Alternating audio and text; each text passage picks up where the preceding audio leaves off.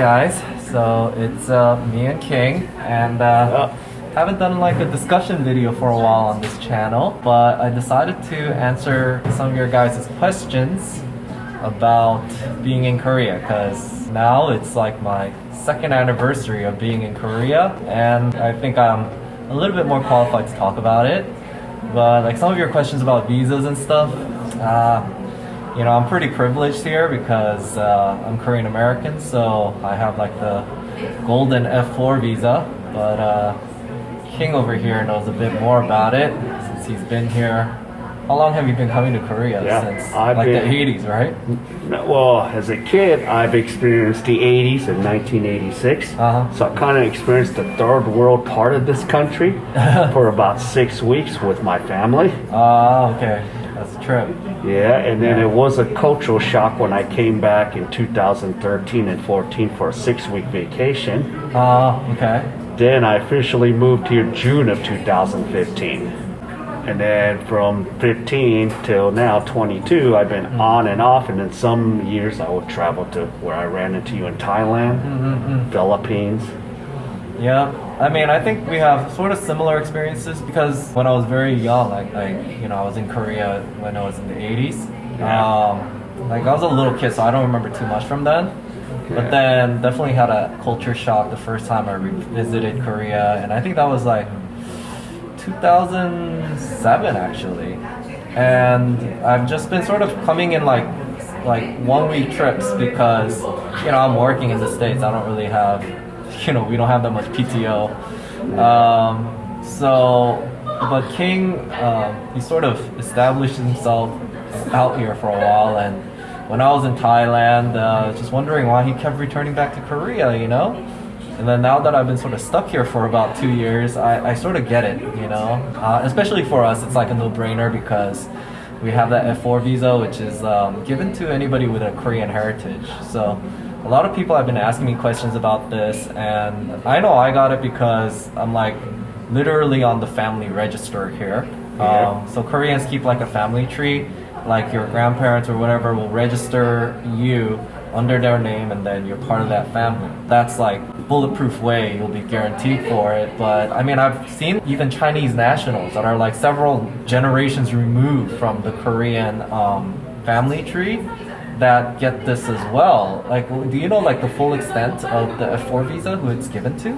Is that only an exception for the Chinese Koreans, or? Well, and I've actually know a Chinese Korean living in my city.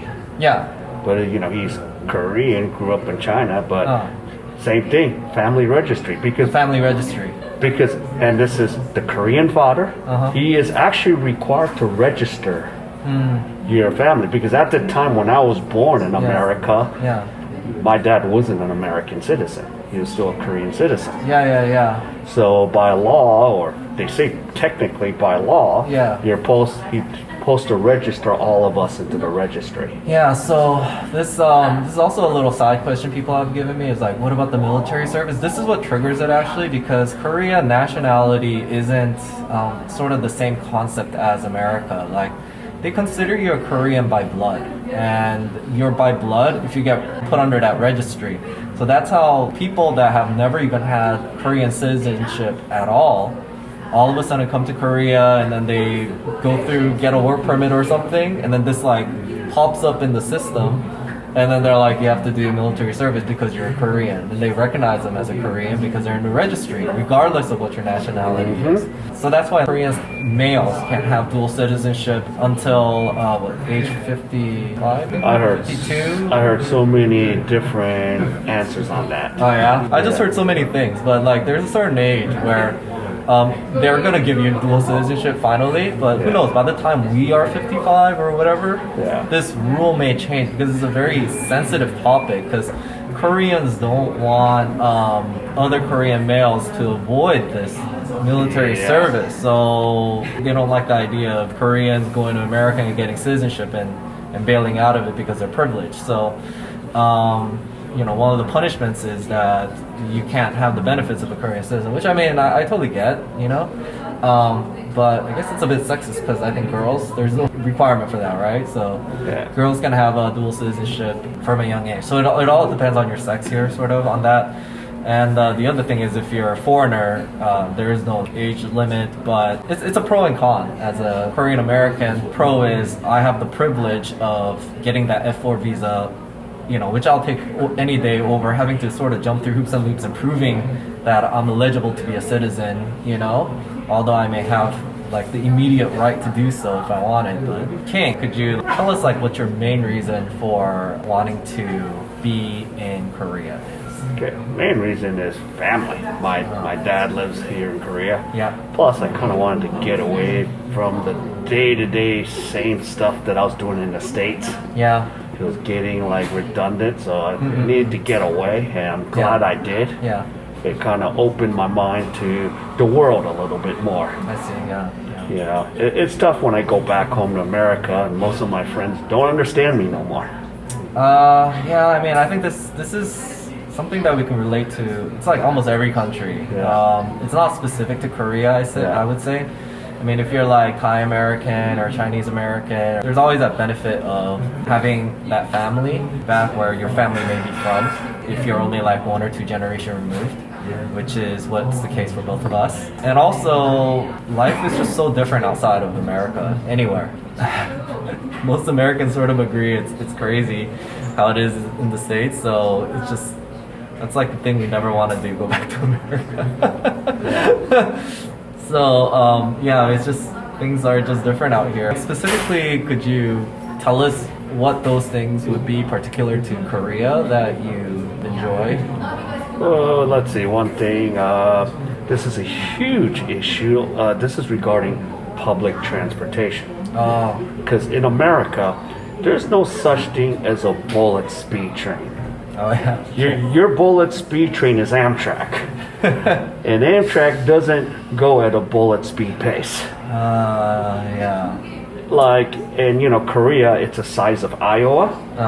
I technically can go from one end of Korea to another within 2 to 4 hours and make a day trip and almost see a good part of Korea in one day and come home at night. Could totally relate to that. I'm not even there. I mean, I don't even mind if there's no bullet trains in America.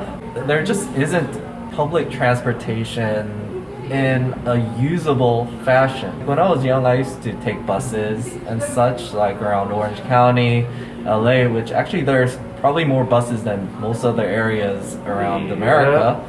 But still, I'm sitting there and the fastest it'll come is like every 30 minutes.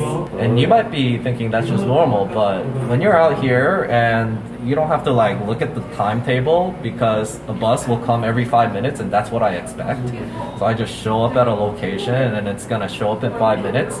And literally that's gonna be connected like that almost throughout the entire country. And I could just go to any area I want and have it done affordably for like $1? Yeah, it's just ridiculous. It's so affordable that I truly feel like I don't need to have my car, which really saves on the transportation costs, which I don't think people understand, but it's a huge percentage of their disposable income, because not only do you have the car payments, but you got the insurance payments on top of that, and then you got the incidental costs plus like parking.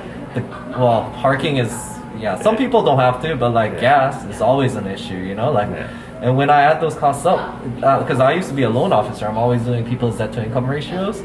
The car is what always kills them. And like when I actually show this to people, I'm like, you realize that we're trying to qualify you for like a $1,300 loan because it is like 42% of your debt to income ratio. But between your car payments and all these expenses, you're eating up almost like 10-20% of that. And then we're like, oh wow, they can afford it, so they do this. And I know Americans, we love our cars, but after I had all the cars I sort of want, and then it's just, now I just use cars to get from point A to point B. I really appreciate Korea being so connected. And even though it is small, the other benefit I want to add on there is that every corner of Korea is developed, or there's like something about it, because there isn't much land and there's relatively a huge population for the amount of land. Like Seoul itself is the most densely populated urban center like area in the world. 10 million. It's and that's only Seoul. But then if you go to Gyeonggi, which is like Orange County, San Bernardino, for those Orange County people, like double up to 20. yeah, then it's like 2025. It's like basically half the population of Korea is right there. So it is the most densely populated area in the world. And every part is just like there's something to it. Like I can go anywhere a mile's distance here, and there's something new for me to do and enjoy. So it's really new and fresh. And even though think of America as okay, maybe there's more things to do and see in America as a whole, you never really do it because it's gonna cost so much time and money to even get there. Like from Orange County, I want to see Yellowstone. It's like a 2-day investment, right? Just to get there and back. How about going to LA to Orange County by itself? Yeah, like 5 hours in traffic. I used to do that. It's just, it's Korea is just really well connected. So even though it's small, there's just already a lot of things to do, and you can actually do it. So that's the difference. And I think I really appreciate that about this country, even when I compare it to other countries like Thailand or even Vietnam, because you just have vast stretches of rural, undeveloped areas where there really isn't much to do at all. But here, just you can go anywhere and you can do it conveniently, efficiently, affordably, and there's something to do. So I think that's one big positive of Korea. I mean, what other reasons do you particularly have for liking Korea as well? The big word, the adjective here is convenience. You could just order. You technically don't need to leave your pad if you really don't want to. You know, this is what I keep hearing, particularly, you know, there's a lot of women that live out here, expats, I believe, compared to any other country I've sort of seen expats in. And, you know, they're like here for like 3, 4, 5 years. And I sort of ask, you know, why are you staying here? You know, like why? Because like, and I usually ask this when they sort of complain about the issues that they have, like adapting to the culture or whatever. I'm like, you know, I'm just really curious. Like, why don't you just like go back? You know, like why do you want to like continue living here? And the like overwhelmingly, I would say about 80% of the answer that I get back is like, it's just convenient. But I think convenience is a relative term because compared to America, like everything is more convenient sort of in Asia. Like I feel like even Thailand is more convenient than in America. Like everything is very inconvenient in America. For example, let's say I go to like the DMV or any kind of government office. Not only do I have to plan this weeks ahead and make an appointment, when I show up there, I'm expecting to wait at least an hour if I'm lucky, sometimes like 3 hours. But in Asia, you're generally in and out of there in an hour. But Korea takes it a step further. If you're waiting more than 10 minutes, something's wrong. Something's wrong, and someone's complaining. You know, what they're like yelling at the bureaucrats, like, why are you taking so long? You know, I don't even have to do anything to get up because there's gonna be some ajashi or ajumma already irate and going off on them. And that's sometimes a benefit by being in a line behind one of them angry ones. Because then it's fast for you. Like there's, I sort of can see the positives of the angry, triggered people that are like impatient, because things get done efficiently here. But at the same time, I want to point out, like compared to a lot of other countries, it's very orderly in a sense that that was going to be my next point. At first it might be a culture shock because there's a certain way of doing everything here. Like when you're getting on the subway, you stay on the right, and that's when you don't move, but you leave the left-hand side open so people who are in a hurry can walk, you know? When there's a line, you never cut. Like some countries, that's just the norm, you know, it's just chaos. You just sort of, it's a free-for-all. But in Korea, there's a certain kind of order. Even me talking right now, I've started to become more conscious, but like I'm actually probably talking too loud. This is something I'm still having issues like coping with Korean culture, but it's part of their like how society operates. So for those of you guys who sort of want structure and predictability, this is pretty. I think that's one thing that could be a pro or a con, but I think it's refreshing compared to like some of the other countries where it's sort of chaos. And you pointed out about those women that's been here 5 years. You can add the term besides orderly, extreme safety for these ladies. Oh yeah, okay, so that's one of the other main reasons. Korea is like one of the safest countries. This isn't just a relative subjective thing. Just look up the statistics for the homicides and the crime rates. It's super safe. I mean, even the thing that Korea gets shit on the most is maybe like road safety. But having like been driving my motorcycle around everywhere, and I'm like, this is actually quite safe, even compared to America and Thailand. I'm like, I want to verify that this isn't just my feeling. And I was looking up the road safety thing, and Thailand is like way up there. It's like the only Asian country that's like roads are dangerous as Africa. It's like in the red. And then America is sort of in the middle. Like they're not that safe. It's like out of all the countries, they're in the middle. And Korea is like right above like the very best in Europe, like Germany and England. Those are like the safest countries for driving, right? Korea is like literally right above them. So the thing that I would have to say the most dangerous thing to do here is possibly drive, and it's still relatively being one of the safest places in the world is testament to just how safe it is. As far as safety for women though, I do want to say that I'm not a woman, so I can't really relate, but just to be fair, I have to say there's some girls that have experienced sexual assault, but generally that would have to do with sort of nightlife. So, I mean, if you're not out there drinking and stuff, I don't think you'll have any issues, but realistically talking and speaking, I don't think it's as bad as some of the other countries I've been to. Like, like some of the other countries, just looking at the numbers will show you that, you know, the sexual assault cases, etc., it's still relatively good, even compared to like America, for example. So, of course, this is all subjective too. It could be because people can say this is underreported, etc. But don't take it from me. Ask most women, and they will say one of the overwhelming reasons they like Korea is safety. And as a man, like seriously, I could walk in the shadiest neighborhood. Honestly, I can't find shady neighborhoods. I'm usually on a mission to find it because it seems more authentic, because it just seems so gentrified here. Yeah. But yeah, like I'm on a mission to find shady neighborhoods.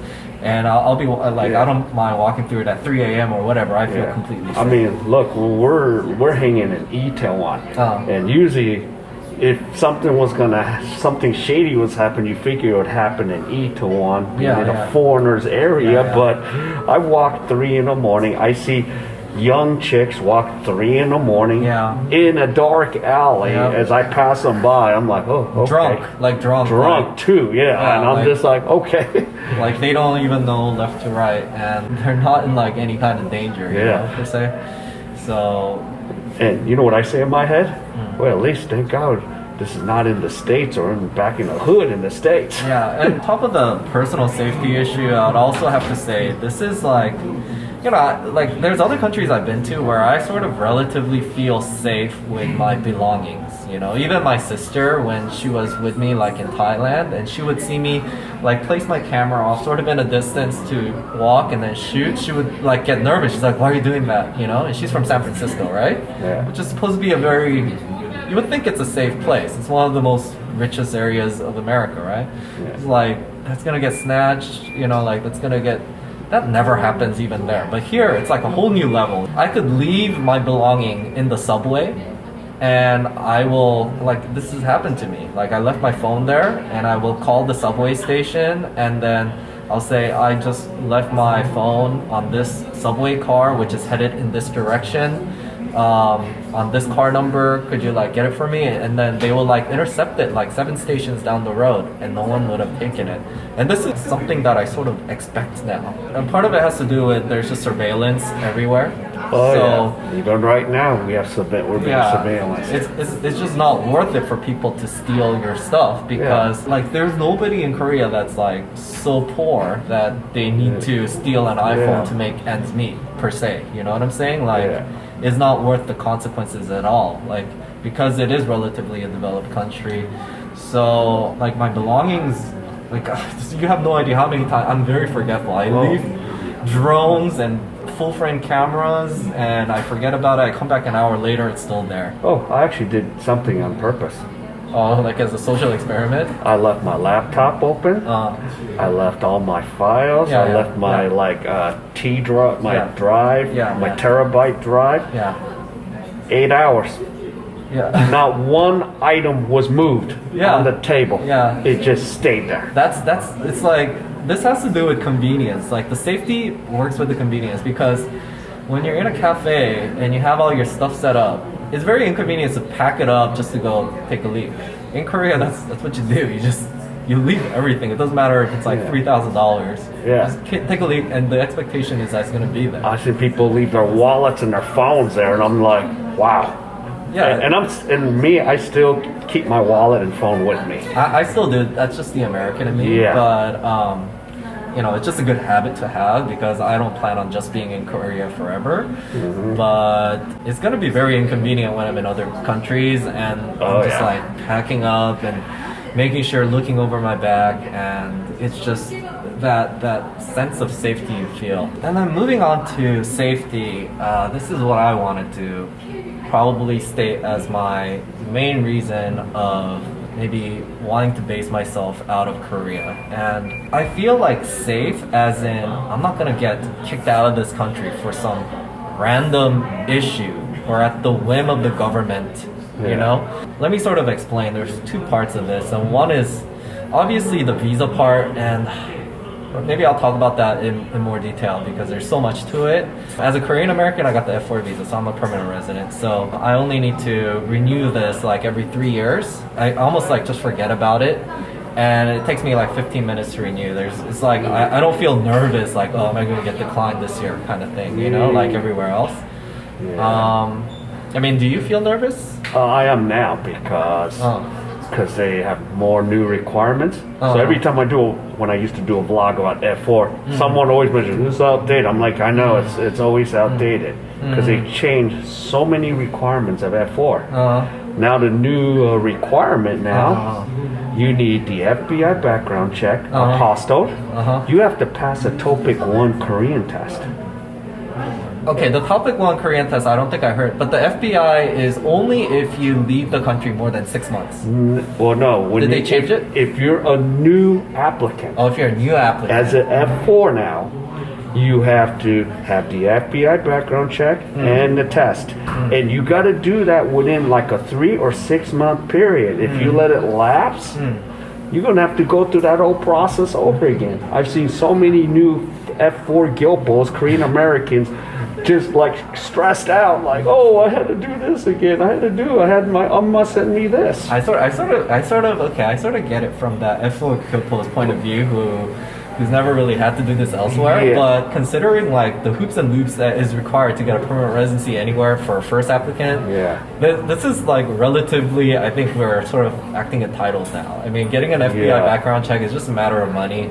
As long as you haven't committed any felonies, you're good. It's just a matter of like paying $50 and waiting for. Again, this is an American issue because the other countries, like, it's very easy to get an apostille criminal background check. Like America is the worst. Like I tried to get that. I sent it in, and they said it would take about 6 months. 6 months later, I don't hear from them, and I'm like, what's going on? It's hard to get a hold of the FBI, anyways. And they're like, that's why I go through a channel. Then you realize, it's worth it just to pay the extra $50, you know? So then pay $100, you'll get it. Like $100 to. It's like the F4 visa. Like when I got it, there's no processing fee or anything. It's just So $100 for that background check, and then the TOPIK test I think is the most difficult part. But if you are a Korean heritage, then most likely you're gonna be able to pass like the basic like Korean like talking understanding, and with a little bit of studying you'll get it.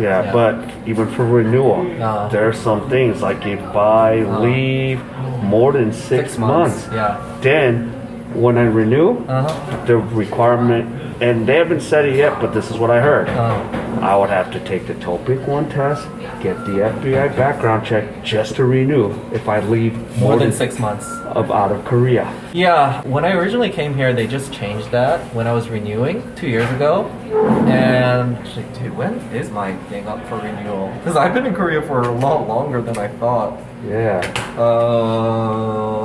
It's 2020. Okay, so I still got 2 more years left. Wait, is it 4 years they give me?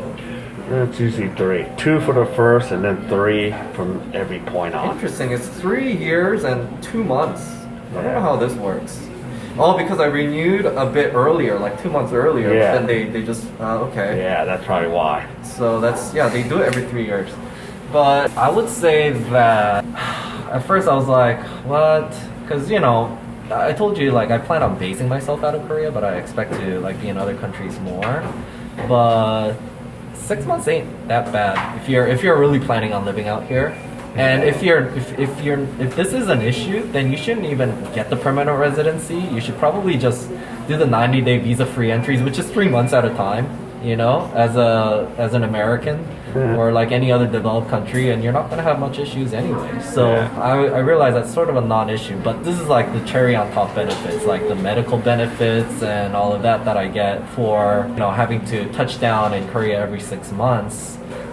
Which I want to do for the medical benefits and stuff would be beneficial. 다음 정류소는 교육연구정보원입니다. Okay, This stop is Namsan Public Library. Yeah, so I'll get the cheeseburger set menu instead of Yeah, he's cooking it up. Authentic. Thank you. Look at them. They're definitely handmade patties. Authentic Hanu. Alright, so we're at the cheeseburger place from yesterday. Oh my god, look at this, look at this. Look at that cheddar. Grab some of that. There you go.